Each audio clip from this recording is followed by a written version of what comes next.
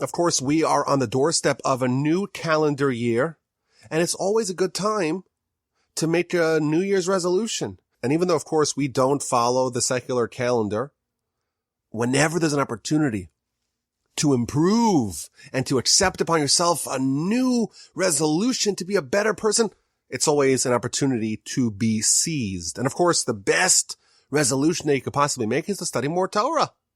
And therefore, I would encourage everyone to consider to sample some of my other podcast channels. I know the Parsha Podcast audience is maybe the sharpest audience that we have, and therefore I would suggest, if you have not yet done so, to check out my podcast channel called Torah 101.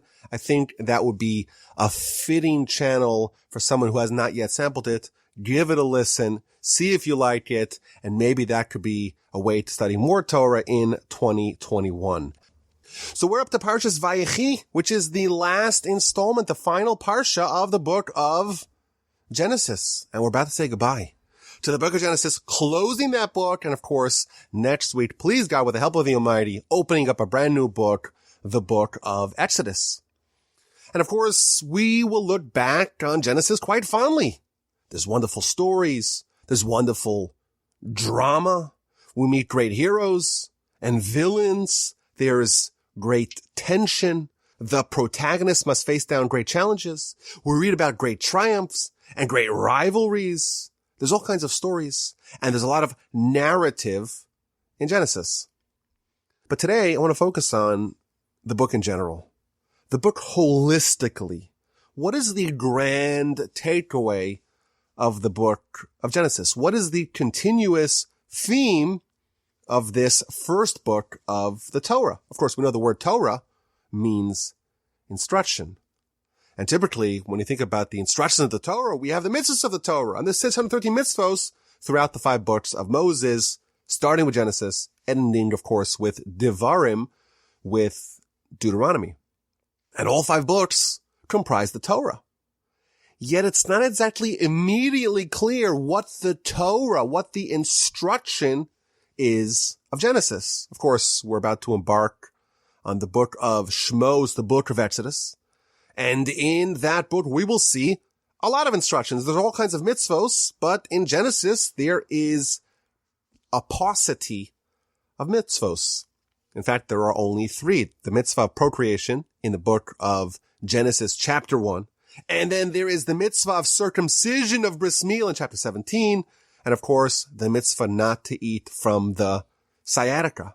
So we have 12 weeks and all kinds of stories. But as we conclude the book, I think it is worthy to ponder and to explore the question, what is the lasting lesson? What is the instruction of the book of Genesis? And of course, as is true with most good questions, there's probably more than one good answer. So, for example, the Ramban throughout Genesis, he reiterates the point that everything that happens to our forebearers is a sign, is a guidepost, is a directive for their children. The book of Genesis is the blueprint of our history. Whatever happened to our forefathers will happen to us. And therefore, Genesis, we could argue, is supremely valuable because it's the guide of Jewish and world history. The patterns of Genesis will repeat themselves again and again. I think that's a very legitimate answer to the question of what is the instruction, what's the takeaway of the book of Genesis. I think there's also a second excellent answer, and that is that Genesis, even though it doesn't have so many instructions of how to behave, mitzvos, but it is bursting with all kinds of lessons, and lessons of how to be a good person. Of course, great character is a prerequisite for all of Torah. And starting from Adam and going throughout the 12 parshios of Genesis, we learn all about good character. We learn what to do and, of course, what to avoid. In the Garden of Eden episode, we see the pitfalls of temptation. In the aftermath of the sin, we see the destructiveness of selfishness. We see the deadly pitfall of envy and the irreparable and eternally consequential nature of homicide in the Cain and Abel fratricide. And then we move on to Parshas Noach. And in the flood, we learn about the perils of idolatry and theft and immorality. We see what happens when global corruption reaches the point of no return. And then there's the dispersion. And we learn valuable lessons from the dispersion. How unity can be weaponized for a terrible goal. And how humans can acknowledge God and spitefully rebel against him. And then we meet, of course, Abraham and Sarah, and they demonstrate the transformative trait needed by all. And that is to abandon the comfort of inertia, lech lecha, abandon your comfort zone, and go unlock your potential. And of course, Abraham is one of the great heroes of all time. He teaches us the value of total commitment to God and superlative kindness. When God instructs Abraham to banish Ishmael, to slaughter Isaac, Abraham obeys unquestioningly. And the quest for a spouse for Isaac, I think, shows us a sane way to seek a spouse. Understand what you want. Design systems to determine if the prospective candidate has those qualities. And do that, of course, in conjunction with prayer to the ultimate matchmaker, God. And find the spouse while avoiding the risk of getting infatuated. Chapter 24, the chapter that talks about Eliezer going to find a spouse for Isaac, I think is a complete masterclass in finding a spouse, and that, of course, is relevant to us till today. Isaac and Rebekah, they show us the Torah responds to infertility. They incessantly pray for a child. It's been 20 years since they got married. They still don't have children, and they pray and pray and pray and storm the heavens and get an affirmative answer. Jacob shows us what intolerance to evil looks like when he berates the loafing, lounging employees waiting at the well in midday. Jacob himself is a model employee.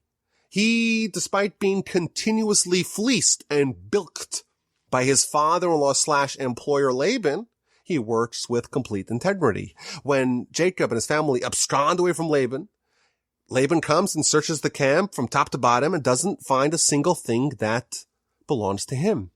Jacob and his family are a model of total honesty and total integrity. Jacob's encounter with Esau shows us how to engage with enemies. We bribe them. We prepare for war and have contingency plans in case things don't go as planned. And of course, we pray.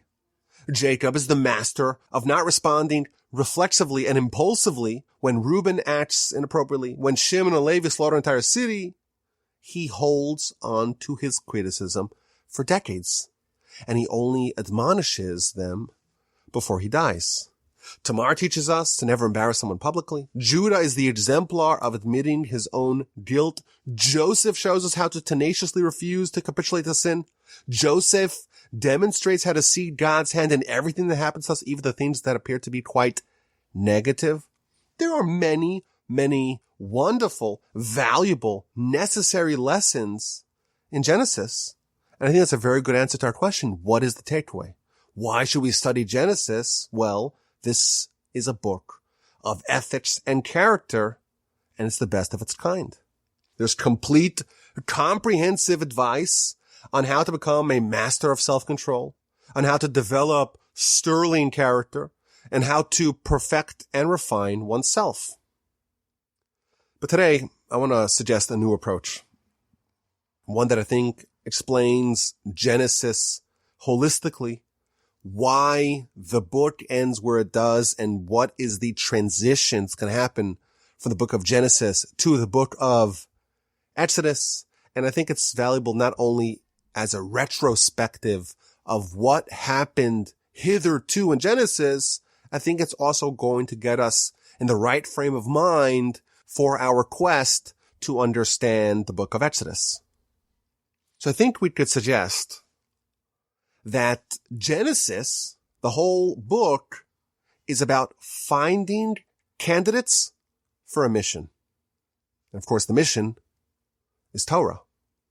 And that becomes official at Sinai, right after the Exodus. And of course, we're going to read that in the book of Exodus. But I like to look at the book of Genesis almost like a giant funnel. It starts off really big. Everything and everyone is in contention. And as we progress throughout the book, this funnel progressively narrows and narrows until we have sifted through everyone and arrived at the best candidates for the job. And once we finish the book, we have the candidates. And the book of Exodus, something else happens to those candidates. So let's explain. The first verse of Genesis, it starts with the creation of heaven and earth. And if you just read that, you would say, okay, we have a great book here on cosmology, on ecology. It's about heaven. It's about earth. Sounds really interesting. But that's really the last that we hear of heaven, essentially, or earth. Once we spend one verse on heaven and earth, that's it. We quickly run through Genesis until the arrival of man. We start with a huge net and we narrow it down to man. And once we start talking about man, we cease talking about the things that grow and the animals and the birds and the constellations. Humanity is all that matters. And of course, we start off with all of humanity, with Adam, with Eve. Everyone is part of the pool. And soon that gets chopped in half. Abel is, so to speak, voted off the island. And Cain is all that we have left. And the rest of Genesis essentially can be described as this grand sifting event. After 10 generations, there's an elimination essentially of everyone besides for Noah and his family. They make the cut and no one else does. Just Noah emerges from his generation, and even Noah, it's not really the whole family. Ham doesn't really make the cut with Noah. And then we have the generation of the dispersion. And once again, there's this shaking of the box.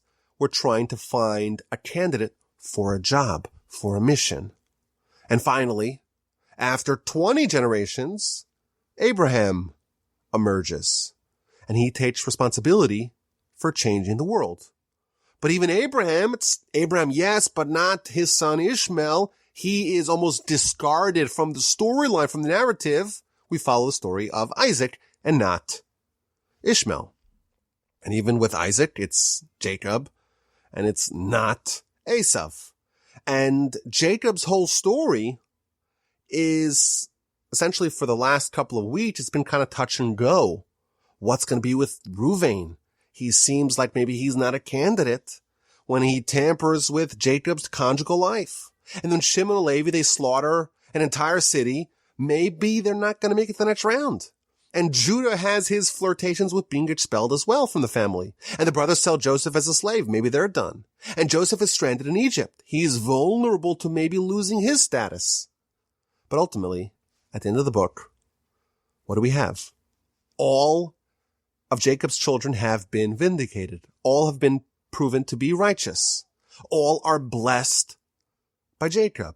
Jacob reveals to them their strengths and their weaknesses and the tools that they are going to use to effectuate their mission.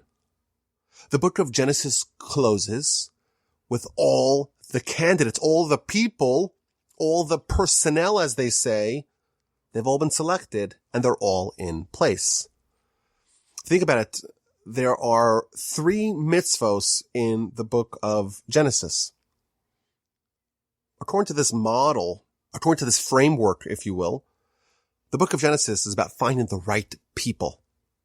I find it noteworthy that all 3 mitzvos of Genesis are really all about procreation, but not just having children and propagating. It's about doing it properly. So, of course, the first mitzvah is to procreate. But the second mitzvah is circumcision. And the commentaries explain that circumcision is done specifically on the procreation organ because we have to make a pact with God, partner with him to use this superpower of procreation to create the right kind of people. And then we have the Gid Hanashe, the sciatica. Commentaries there explain that that's right next to the genitalia, because Jacob was only vulnerable in one area of his life, namely the fact that he married two sisters. And perhaps we can suggest that this mitzvah is about making sure that our marital procreation superpowers are free of sin. The whole book is about getting the right people for the job. And it makes a lot of sense, consequently, that the mitzvos of Genesis are about our most sacrosanct responsibility and our most lasting legacy, namely, what kind of children are we going to bring into this world? What kind of people are going to represent our nation after we pass? These mitzvos essentially highlight the general theme of Genesis. Let's sift through all the people, and 99.9% of them are discarded, are booted from contention. And once we finish the book, we have the candidates for the mission. And that's where the book of Genesis ends. But they're not quite yet ready for the job. They're not yet entrusted with this mission. Sinai is still a long ways away. The nation is about to undergo a very traumatic experience. They're going to be enslaved and oppressed and tormented for hundreds of years in Egypt. We have the candidates. Now they need to be trained. And they're going to undergo a rigorous training for their mission. We have the best candidates. Everyone who's not a good candidate is no longer part of the purview, the focus of the Torah. We have the candidates on board. Now it's time to train them before we can give them their mission. And you know what? It's not pleasant. The training in Egypt is quite grueling. But then it ends. And we're going to have the Exodus. And we're told in our sages, Rashi actually brings this in the beginning of Parshas Beshalach, the fourth section, the fourth Parsha in the book of Exodus. Rashi tells us that 80% of the Israelites, 80% of the Hebrews actually did not leave Egypt. They stayed there. What that tells us is that we had the entire nation. The entire nation made it through Genesis, but only 20% of the nation was strong enough to withstand, to endure the training. There was this process of refining and filtering and crystallizing and sifting and cleansing and removing anyone who is not cut out. And by the Exodus, 20% of the people remain. And these people amount to 600,000 Jewish souls who stood at the foot of the mountain on Mount Sinai, and they got the mission, and they got the mandate, and they got the Torah. So of course, the entire Torah is about Torah, but we don't get it right away. We first have to go through the entire book of Genesis, and all the people that are just not good candidates to have the Torah are all just eliminated from the storyline. At the end of the book, we have Jacob and his family, 12 sons and their family, and that's it. Okay, this is our team. These are the people that we're going to go to war with. And then the book of Exodus begins, and it's not pleasant at all. But in retrospect, we look at this section as the training. The nation is being primed for the Exodus, for the revelation, for the breakthrough to be able to receive their mission. So perhaps we can suggest that maybe there are 5 stages of national transformation. We have the Genesis stage, and that's finding the right candidates and eliminating those who don't qualify. Stage 1. Stage 2, enslavement. This is a rigorous and really a bit ruthless training phase. Think of it like the Navy SEALs. Who gets an interview? Only the best of the best gets an interview with the Navy SEALs. For those who don't know what that is, it's like the best warriors that we have in the American military, the special operations, absolute creme de la creme, the best of the best. To be part of this rarefied fraternity, you have to really be an ace. But even then, you need to be trained. And that's called Hell Week. It's not pleasant at all. They put you through inhuman conditions to see if you really have what it takes to be a Navy SEAL. But once you're done, once you finish that second stage, we have the Exodus and the Revelation. That's the breakthrough where the 20% who did make the cut are, so to speak, brought into the light. And then there's the mission stage, and that's Sinai, where the people are given their marching orders. You have been selected and sifted. You are the person who's worthy of this job, who's capable of this job. Here are your marching orders. And finally, the fifth stage, and that is you have Torah. Go out and do it. And of course, after Sinai, there are still challenges, obviously. But the roadmap is here.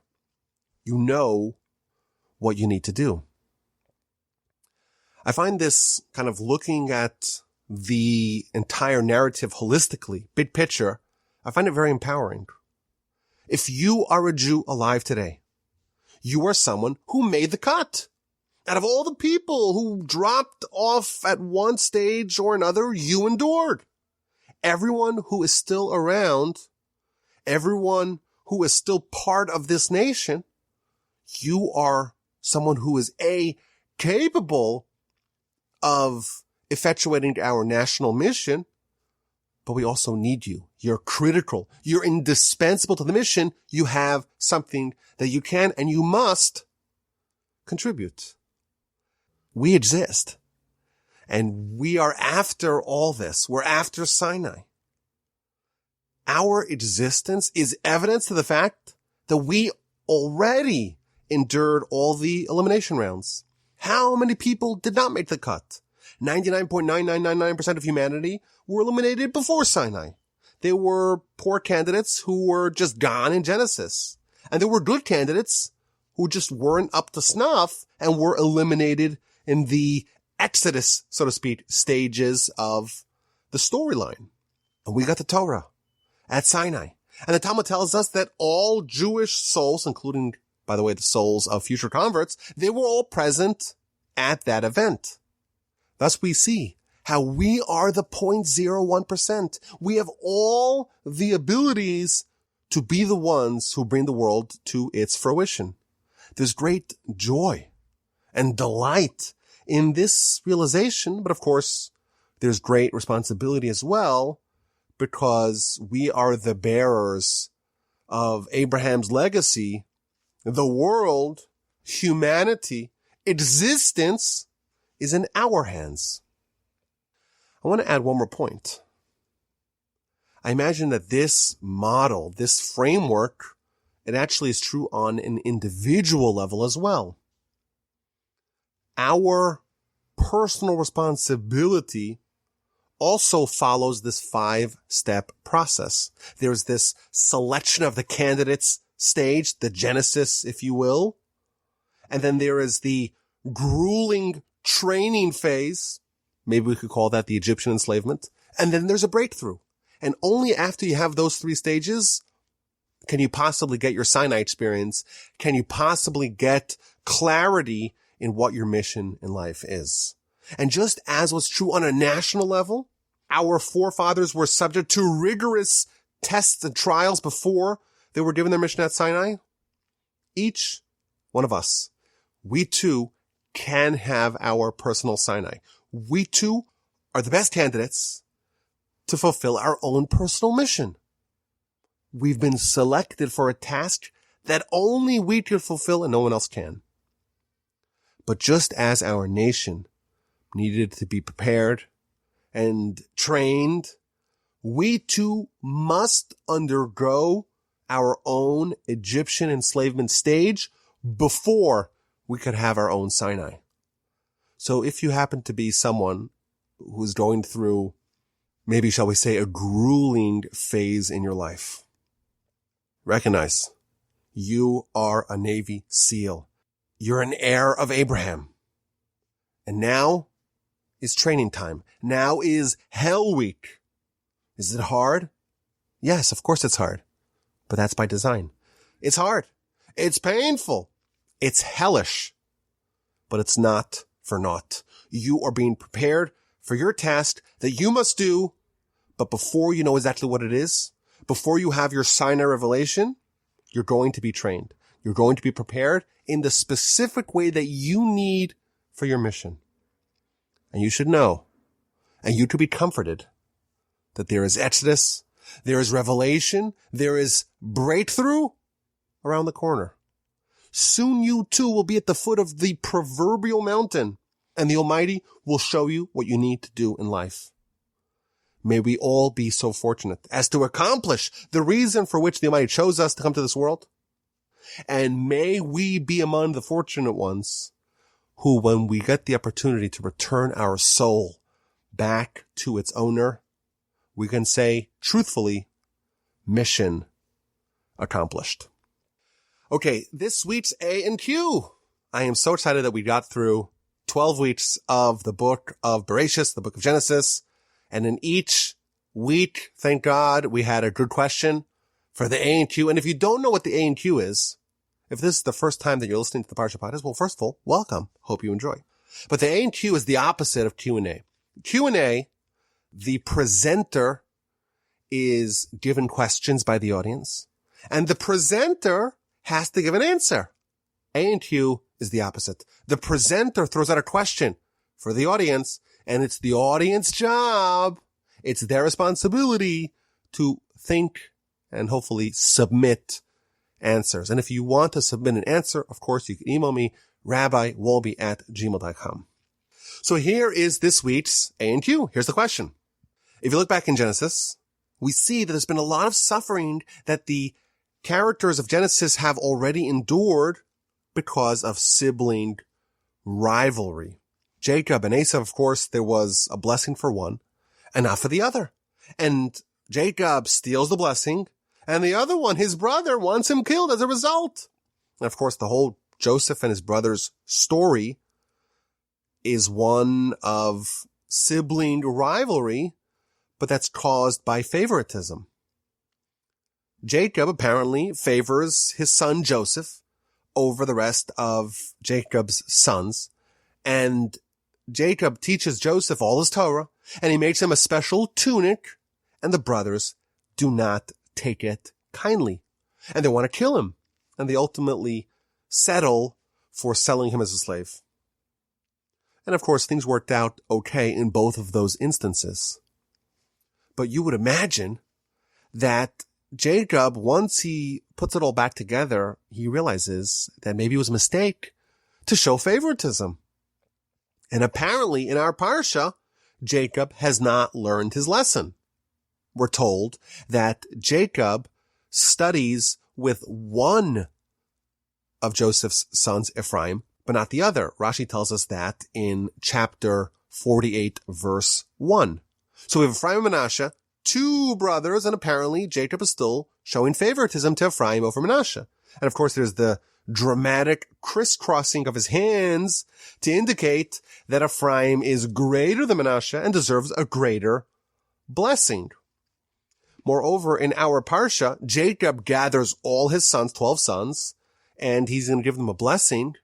But to some of them, he berates them and he admonishes them, whereas others, he lavishly praises and he gives them warm blessings. Apparently, Jacob has not learned his lessons. Why is Jacob still showing favoritism to some of his sons and even some of his grandsons over others? And I want to ask maybe another related question. Everyone agrees that favoritism is bad. But isn't the first rule of parenting that you have to treat every child differently?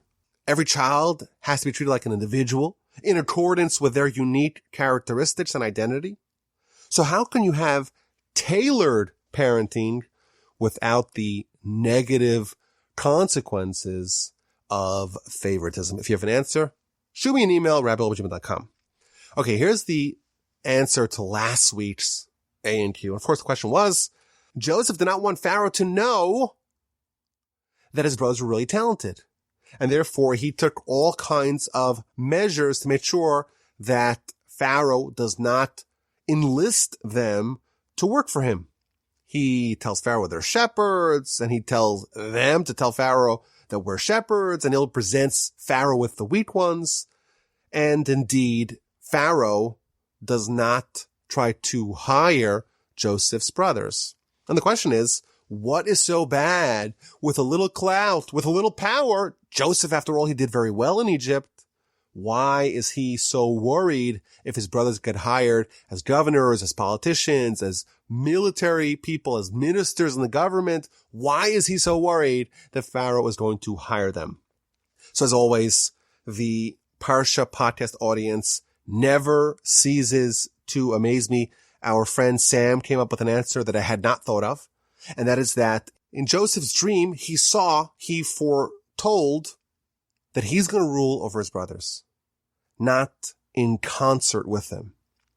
And Joseph is someone who's clearly trying to not tamper with the prophetic dreams, and therefore he wants to make sure that he remains supreme. He's the king. He's the viceroy. He's the one who has the power, and his brothers don't. I thought that was a very interesting answer. But there were 4 longtime listeners who all gave me versions of the same answer. This is the answer that I was actually looking for. And that is like this. The Jewish people, we are the nation of the Almighty. Abraham, Isaac, Jacob, they're all promised that we're going to be in the chosen land, in the Holy Land, in the land of Canaan, in the land of Israel. Abraham is told to go to the land. Jacob is born of the land. Of course, he has some lapses, but ultimately he's very careful in our parsha to be buried there. Isaac is born of the land, and he is cautioned to never leave it. And the rest of the Torah is going to be about our nation's efforts to get back to the land of Canaan. We belong in Israel. The fact that we are elsewhere, that is out of the ordinary. That is unusual. That is not where we ought to be. Moreover, when we are outside of the land, we are vulnerable. We're not home. We are visitors in foreign lands, and there is a very grave risk that we could lose our identity. The Midrash tells us that the reason why the nation merited to be redeemed, to have the Exodus, is because they didn't change their culture. They didn't change their names. They maintained their Jewish names. They didn't change the distinctive way of dressing the Jewish people had at the time. And they didn't change their language. In every other area, the Jewish people acculturated, became assimilated, and were indistinguishable from their Egyptian neighbors. The only difference was that the Jewish people stayed Jewish. Their identity, their culture, the society in which they lived was Jewish. The dress, the language, the names. There was something distinctively Jewish, Hebrew, Israelite, if you will, about them. And because they were still sequestered as a distinct entity, that is the merit of their redemption. Joseph is someone who is adopting really Egyptian way of life. He has an Egyptian name. He has an Egyptian wife. He has an Egyptian job. Everything about him is Egyptian. And what makes Joseph unique is that he does not lose his Jewish identity despite everything being in place for that to happen. But he's worried. What's going to be? Reuven, Shimon, Levi, the most talented people, the most talented family in the world. This is the family of Jacob. This is the most finely sifted flour that there is. All of them get hired. All of them have jobs. All of them have responsibilities. And slowly, they all get acculturated, and they get assimilated, and they get integrated, and they become Egyptian. And what's going to be? Joseph is worried that the nation will not survive this period. And therefore he is very concerned that they don't get these jobs. Because you know what? Maybe even the brothers of Joseph could do it. They could hack it. But what's going to be with the next generation? And what's going to be with the generation that follows? It's a grave risk. And it's one that you cannot tolerate. And therefore Joseph wisely made sure that the nation gets sequestered, gets isolated in the land of Goshen. They could live amongst themselves. And they are shepherds. We're told in Rashi that this is a particular occupation that the Egyptians revile, and that's going to help buffer them. It's going to make a moat around them. It's going to protect them a little bit from totally being swallowed up in the melting pot of Egypt and losing what makes them distinct. And some of the listeners added that this is something that we still struggle with today. We, of course, a lot of us live in the United States. Other places in the world, we're not really where we're supposed to be. And that's really to our detriment, or at least it's dangerous. Because how can we preserve our identity and our culture when everything around us is trying to essentially encroach upon that, and where there's this melting pot idea that you're supposed to become an American or a Frenchman or a British gentleman or a Russian or Australian or whatever it is. And that is the risk. That's the risk. What happens when we're in the diaspora or away from where we're supposed to be? Are we going to maintain our identity? And Joseph, with tremendous foresight, he made sure he took the necessary steps to ensure that that's not going to happen to the Jewish people, to the Israelite family, the family of Abraham, Isaac, and Jacob in the land of Egypt. One of the listeners, Ricardo, he told over a joke in his email to me. He said he heard a joke that the Tsar met Napoleon and said to him, well, Napoleon, I don't get you. We're persecuting the Jews. We're killing the Jews. We're burning their houses. We're secluding them. And you give them citizenship and you make them French. Why are you so nice to the Jews? Napoleon responded, and I don't know if this is apocryphal, if this happened, but the idea I think is true. Well, you kill the Jews your way. I kill them my way. And of course, we're always happy when our Gentile overlords, when our Gentile hosts are nice to us and don't discriminate against us.